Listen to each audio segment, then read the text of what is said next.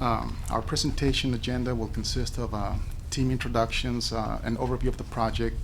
We're going to offer you some project details, and we'll open it up for questions.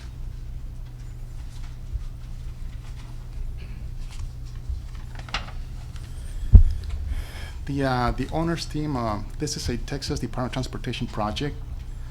Our team, again, I'm fully assigned to the project, and we also have a representative from the El Paso district, Jonathan Concha, serving as a construction manager out there with us.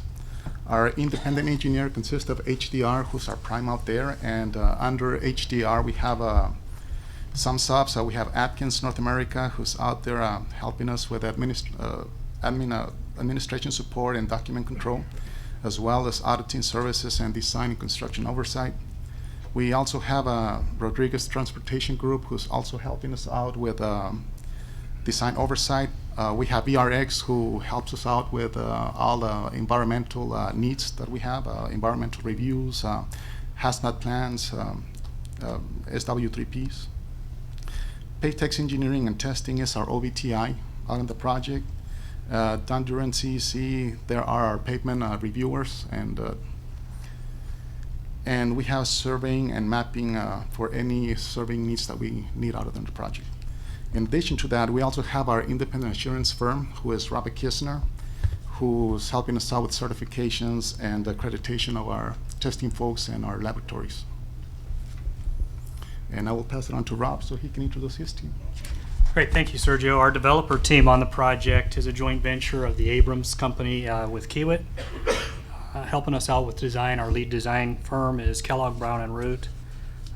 Leading up our utility relocation effort is CSJ. And on our right-of-way acquisition, we have Universal Field Services. ACI Consulting is doing a lot of our environmental work for us and supplementing our team there. URS is performing the design quality assurance, and PSI is our firm doing the construction quality assurance.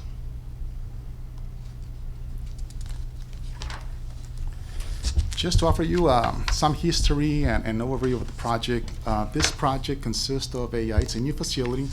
It's a 4-lane divided highway. It's control of access, and it will be tolled once it's open to the public. The project's located in the southwest of El Paso. Once built, this project will bring many benefits. One of those benefits will be that it'll serve as an alternative route to I-10. I-10's already congested and in need of relief, and also eventually it's going to undergo rehabilitation and reconstruction, so this is going to be the main route to move traffic from the west and east side of El Paso through the downtown area. This project will also close the gap. This is the missing link of our loop in El Paso. Once constructed, we will have a complete loop. A section of I-10 will be a dual designated I-10 loop 275, but again, with this project, the loop will be complete. Other benefits, it will provide better connectivity around El Paso. It will improve access to UTEP and downtown, and will promote the region's growth and development. In addition to the many things that are going on in this project will also have consist of 72 parcels that we are acquiring. 32 of those right-of-way parcels are from UP, Union Pacific Railroad. 15 of those parcels will be owning fee, and 15 easements.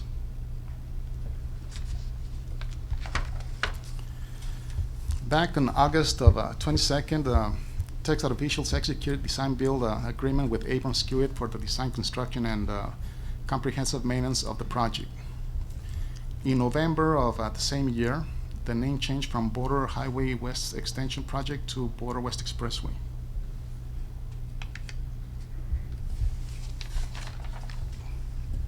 Some other project basics. This contract's a $447 million contract. The DBE goal on our project is 8%, $35 million approximately. From notice to proceed 1 to substantial completion, there's 1,095 days. Project length is approximately 7.4 miles, and 5.6 miles of this length will be tolled. Our groundbreaking ceremony was held back in November 12th of 2014, and this is when the new name for the project was unveiled. Rob, Miles? Yeah, so as Sergio mentioned, the contract was signed in August of 2014, and that kicked off a whole series of events for our team. Shortly after that, in October 6th, almost a year ago, we did receive notice to proceed number 1, and with that we began a full effort on design. Leading up to that, we've been working in collaboration with Sergio's team on advancing the design, but everything was kicked into full gear right after NTP 1. With the submittal and approval of the project management plans, we received NTP 2 in December of 14 and moved towards construction this spring in April of 2015. Right now, if you took and did the math of the 1,095 days, it puts us complete the fall of 2017. So October of 2017 will come wrap this thing up. The major activities that have been going on the project, I mentioned the start of design in the fall of 2014. We should wrap that up in the spring, early first quarter of 2016. Right-of-way acquisition is going on full force. Sergio mentioned the 72 parcels. The project needed 36 of those are the developer's responsibility. Most all of those will be done and acquired by the end of this year. Utility relocations began last fall with the agreements. Utilities are being relocated now, and through the summer of 2016 we'll be working on utility relocations. Like mentioned above, construction kicked off this spring, and we'll wrap that up in the fall of 2017. An overview of our project areas. The Border Highway West project consists of 4 main construction areas. The first one over on the eastern part of the project, it's known as the Coles Paisano Interchange. The area number 2 is over on the opposite end of the project, and the limits are from racetrack to Spur 1966. Spur 1966 is just to the right of where it says United States, Mexico. Area number 3 is from Spur 1966 to Paseo del Norte, and you can see up on the screen next to number 3 where Paseo del Norte is. That's an international bridge. And area number 4 is from the downtown Loop 275, the reconstruction, which consists of all the downtown streets from the Santa Fe Bridge all the way to Coles Paisano. Currently, we have construction on areas 1, 2, and part of 3, I believe. So,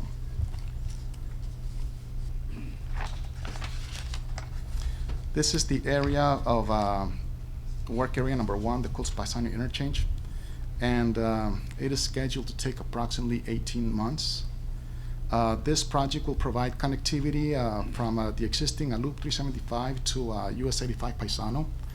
And this phase of the project is very important because we will have to have traffic on these direct connectors before other phases in the project are being able to be in full construction.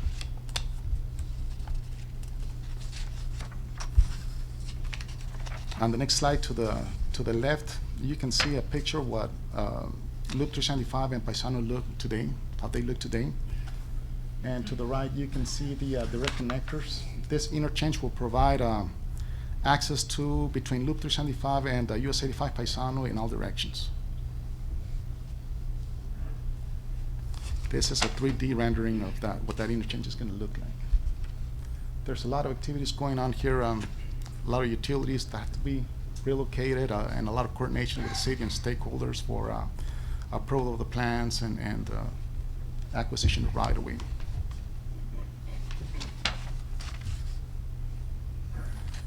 Work area number 2 consists of a racetrack drive to Spur 1966. That's on the western side of the project. And again, I apologize for not showing Spur 1966, but it's just to the right of the United States-Mexican border there. This phase of the project will take approximately 30 months and is about 3.75 miles long.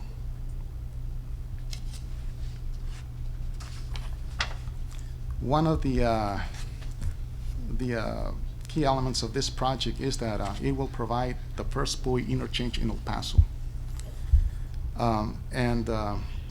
At this location with Executive, there's no interchange today, so the main lanes will be going under Executive, and we will connecting again to Executive Center through the spooling. If to the left of this interchange, the main lanes go through an area that was formerly a quarry from the Cimex quarry, and to the right it goes through an area that was owned by the ASARCO, American Smelting and Refining Company. As you can see, it passes real close to the cemetery, so there's been a lot of investigation out there just to make sure that we stay out of that cemetery boundary. Another feature of this construction phase is the extensive coordination that we've been doing with the Union Pacific Railroad.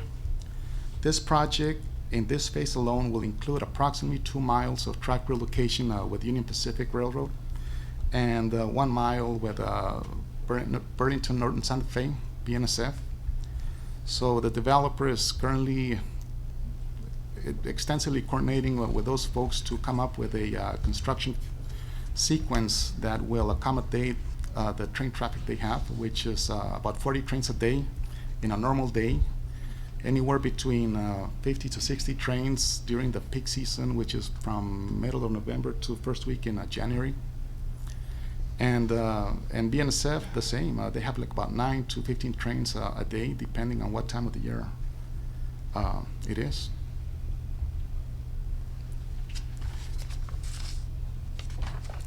Here's another snapshot of this area. Right here, as you can see, the border highway weaves in and out of the tracks.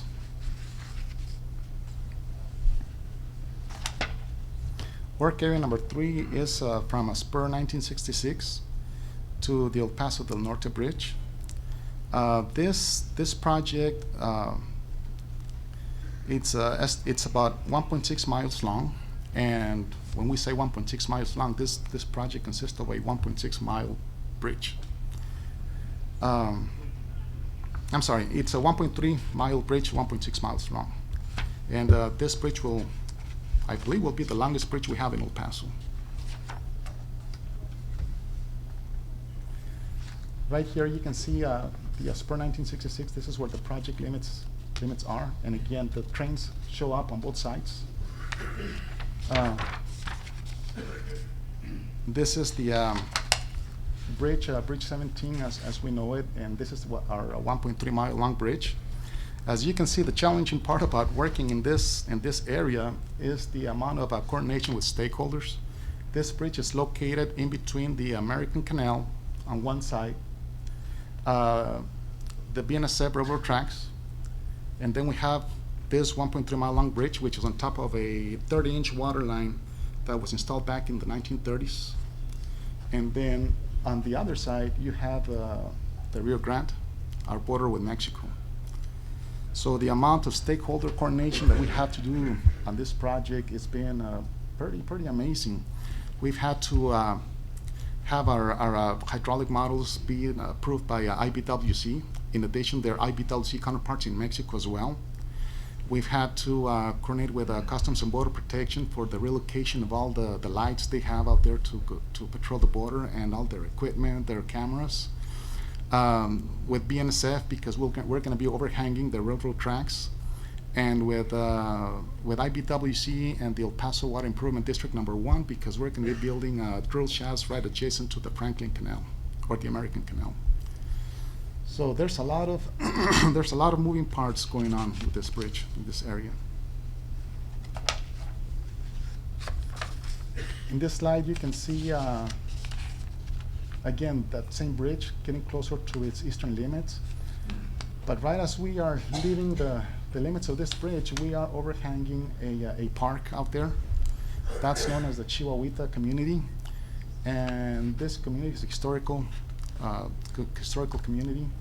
We have certain commitments that we have to meet with the Texas Historical Commission, and for lighting and noise and all those kind of analysis. This is work area number 4. This is our downtown area. It is scheduled to take about 12 months. It's 1.2 miles, and it starts pretty much from Santa Fe is all the way to the Colts Paisano. And this is mostly a reconstruction of an existing facility. This facility, as it exists today, it's more of an arterial collector type of facility, and we're going to turn it into a freeway. A while ago, I mentioned that the Colts Paisano was a key phase of the project because the Colts Paisano would have to be open to traffic in order for us to go in and close some of the streets that we have here in downtown. This is a rendering of that area. This is the Stanton Santa Fe Bridge right here, International Bridge, at the bottom of the screen. And that's the project through the downtown area. As you can see, some of those streets are going to be closed. So extensive coordination, again, has been done with the City of El Paso, with the Central Business District, with the school districts. This project, this area has got a high pedestrian volume of folks, especially around school season. So the developer and techs that have been talking to the school districts and the downtown folks and the city to address the pedestrian routes and how to bus the students in and out of the work zones to create a better and safer environment. Again, there's another picture of the area, and again, the trains show up.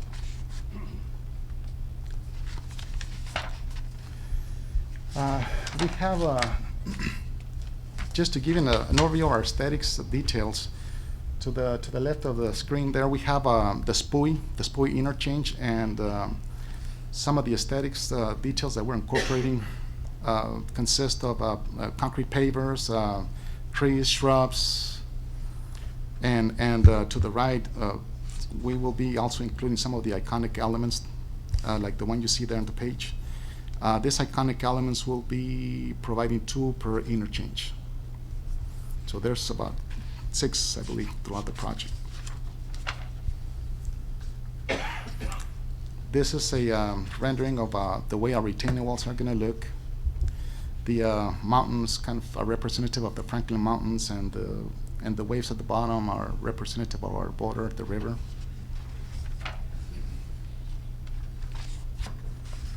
There's on this screen you can see a mock-up of one of the columns that the developer painted and casted a while back. And to the right you can see those columns being constructed.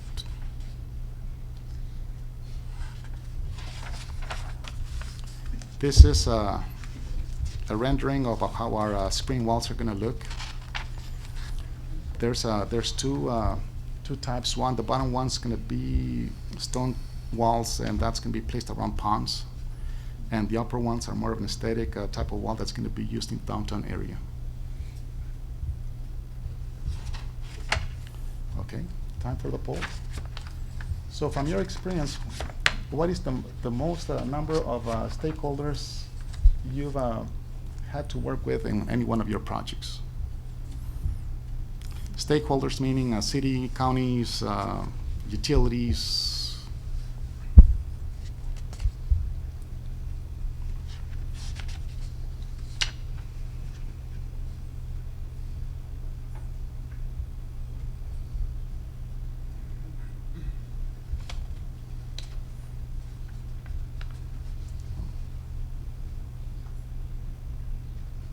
Sixteen or more. Most of us have had a lot of stakeholders to work with.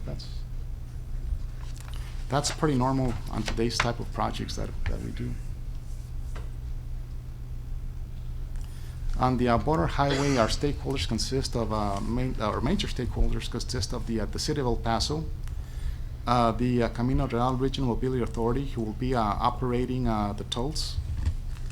International Water Boundary Commission, U.S. Customs and Border Protection, 2 railroads, and a SARCO trustee that's out there doing remediation on a former smelter, and 2 of our major utilities, again, El Paso Electric and the El Paso Water Utilities. Okay, I'll go through some updates on the project and some real current pictures about where we are and provide some statistical facts on it. When we look at the right-of-way on the project, again, Sergio mentioned there's 72 parcels that have been acquired or being acquired for the project. Again, 36 of those fall under our team, the developer team's responsibility. About 20% of those are complete, and as soon as they're complete and closed, we began demolition. Currently, 4 of the 15 buildings that we've got to be removed have been removed, and when we get traffic switched, there will be 3 bridges that come down to facilitate the project as new construction starts. Next slide. A little bit about utilities and drainage and the underground work. On the project, there's 9 different utility owners that are affected by this project, and to facilitate the overall project, we're going to relocate over 6,000 lineal foot of water line, 9,000 feet of sewer, 15,000 lineal feet of communication and fiber optic lines, and a little over 10,000 lineal feet of overhead electric. And while it is in the desert, when it rains, it really rains, and so drainage is a big part of the project.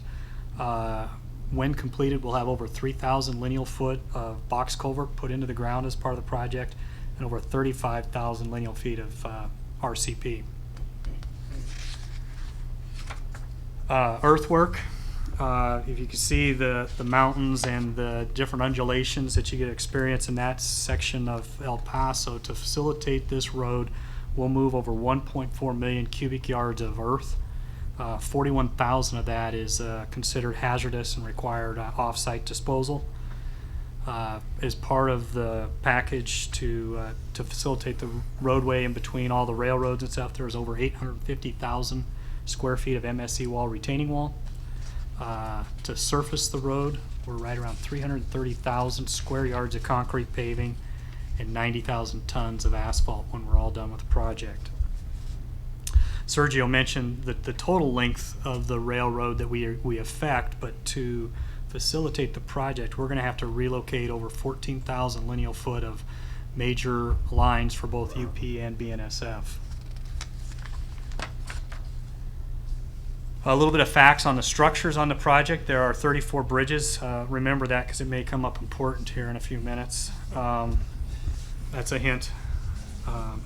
On those 34 bridges, that incorporates 1.4 million square feet of bridge deck area. And to support that, it's over 40,000 lineal foot of drilled shaft. As of yesterday, we just topped over 5,000 lineal foot of that being installed and in the ground. On top of the shafts, we got 30,000 cubic yards of substructure concrete. We poured our first cap that you saw the picture there early, or that Sergio showed this morning, and the next one will be tomorrow. The superstructure consists of just over 1,000 concrete girders and 500 tons of structural steel. And as you heard with the NTE, it's the project's one thing, and all the facts I give you are another, but the outreach and what we do with the public and keeping them involved with the project is as important. And to do that, we put together a first-class public information team that teams up with TxDOT to provide accurate and timely information to the stakeholders and the folks traveling in the area. Over the past year, we've held over 10 key meetings with the public, including Chamber of Commerce's, neighborhood communities, and regular business owner meetings. We hold regular weekly meetings with the City of El Paso to coordinate it because the project affects them greatly throughout the length of it. In the area, social media and the internet are still prime sources that we use to reach out to people, but we also have to do a bunch of print sort of communication to make sure that we're hitting all the folks in the area. And currently we have over 350 subscribers to our printed newsletter. We have over 275 likes on Facebook and 100 followers on Twitter, if that means anything to anybody. I'm not a Facebook guy or Twitter, but we got those folks following us. And our website has over 4,000 folks that are subscribed and getting timely updates as we keep that up to date. And as well as building the project, the one thing our team is focused on is also being good contributors to the community. And over the past 9 months, since we've been up in full force with our team there, we've raised over $2,000 for local charities through the Bowling for Kids, Habitat for Humanity, and the Honor Flight. So our team is really engaged in giving back to the community as we build the project. All right, I told you it had to be important what I talked about when I was mentioning bridges, so we'll see who listened.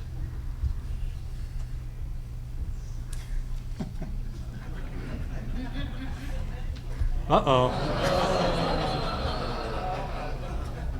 I thought I did a better job of communicating.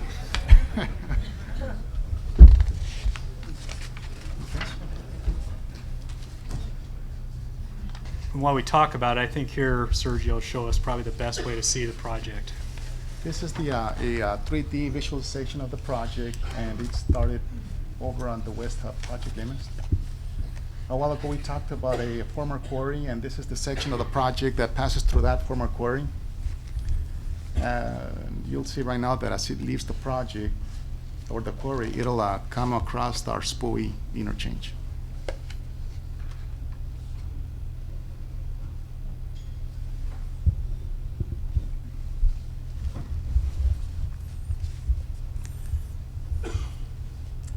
And since we're almost running out of time, so if you guys have any questions, we can open it up for questions right now as we're watching the 3D visualization. You mentioned early on that there's comprehensive maintenance aspect of the project. Could you just talk about what those responsibilities are, or Yeah. what that part of the project is? Yeah, this is a comprehensive maintenance agreement with the developer. And this agreement consists of 3 5-year terms. The first year is mandatory, and the developer will be responsible for all maintenance in the project, from capital to routine maintenance. So you say the first term is optional, and then the other? No, first term is mandatory, Mandatory? and the other 2 are optional. So we could exercise the other 2 at the discretion of the department.